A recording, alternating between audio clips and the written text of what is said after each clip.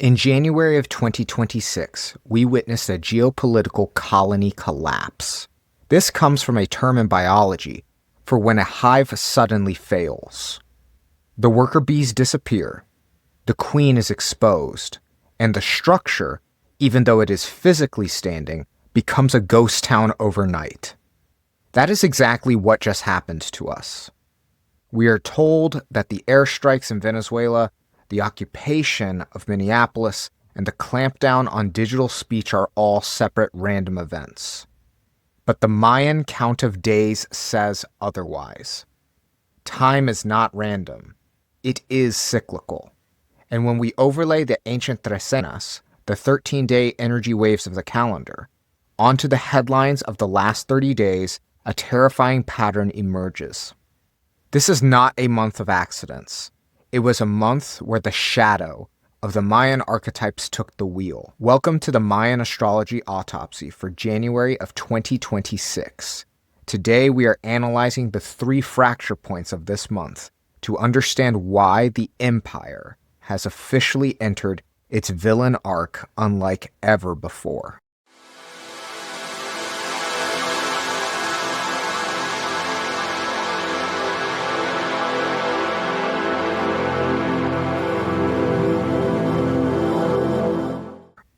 For the full deep dive, please check out the article, link in the description below, or go to solomonpakal.com.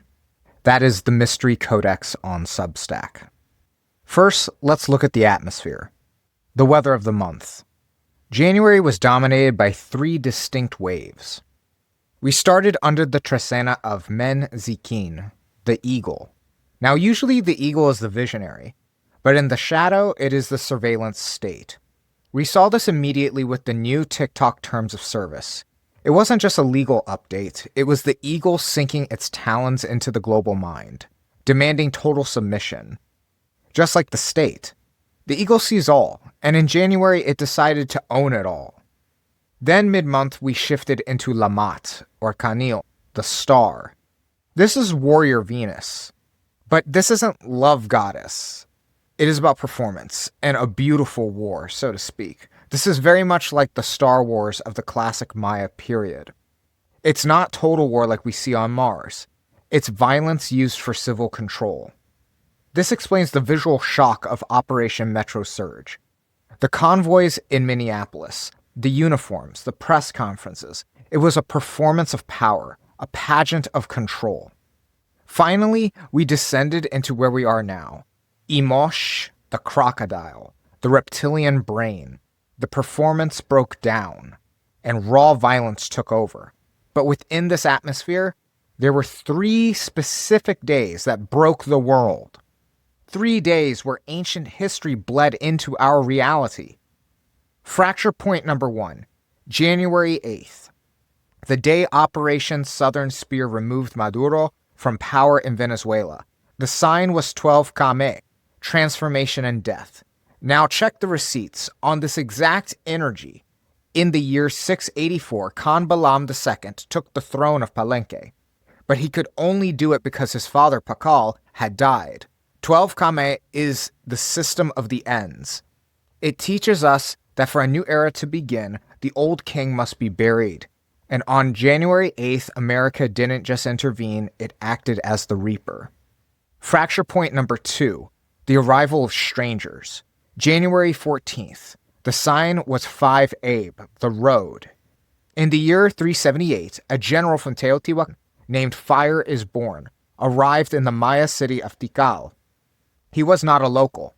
He came to install a new order. Fast forward to 2026, on 5 Abe we saw the invaders again, but this time they wore federal badges in Minneapolis. And simultaneously, U.S. envoys met with the exiled Iranian crown prince, even publicly threatening to bomb Iran. 5 Abe is the day of the foreigner that steps onto the road to decide your destiny. The invasion isn't always militarily literal, but it is always geopolitically irreversible. And finally, fracture point number 3, the collapse. January 24th, the sign was Tu Ik, the wind. In the year 761, the great city of Dos Pilas was sacked. Betrayed by its own allies, The social contract broke, and on January 24th, 2026, the social contract was broken again. Alex Pretty, an ICU nurse, a man whose job was to sustain life and breathe, was shot by federal agents. The sign was Eek, the wind. When Pretty was killed, the dialogue between the state and the citizen was terminated. Under the influence of 2 Eek, the collective held its breath, and the foundation of trust crumbled. If you want a personalized tour into the powers of Mayan astrology, book your birth chart reading with me today at MayanMysterySchool.com. Over the course of our sessions, we will deep dive into your innate spiritual qualities, subconscious instincts, how to maximize your relationships with others, analyze your darkest shadows, and outline a path towards your greatest good, prosperity, and highest quality of life. Here I package it all up for you in a custom 60-page plus ebook, as if it's a personally channeled grimoire made just for you, complete with illustration, information, instruction, and ritual prompts for the next 5 years, all based upon your Maya telluric astrological timing. This is unlike any other manifestation, magic, esoteric, or occult coaching program or course program out there.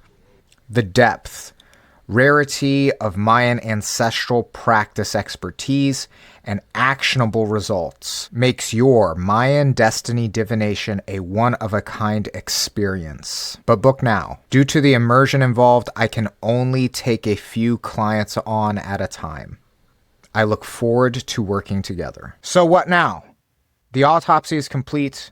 The cause of death for the old world was a triple strike: leadership, sovereignty, and trust. They are all gone. We are now deep into the crocodile energy. The ground is wet. The old house is broken. We cannot simply try and rebuild and hope that the day before January 24th will happen again. Here's a tip for strategy for February. Let's keep it simple. With the colony collapsed, we must focus on survival. We must focus on our small tribes, those who have strong meaning to us, those that ally with our views. We must focus our intuition at this time. But remember, solutions do not follow emotion alone, just like any hero's story.